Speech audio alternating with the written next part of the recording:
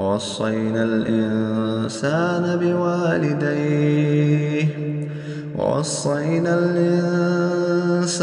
بوالديه حملته أمه وهنا على وهن وفصاله في عامين أن اشكر لي ولوالديك إلي المصير وإن جاهداك على أن تشرك بي ما ليس لك به علم فلا تطعهما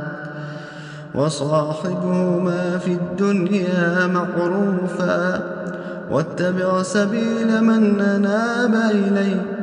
ثم إلي مرجعكم فأنبئكم بما كنتم تعملون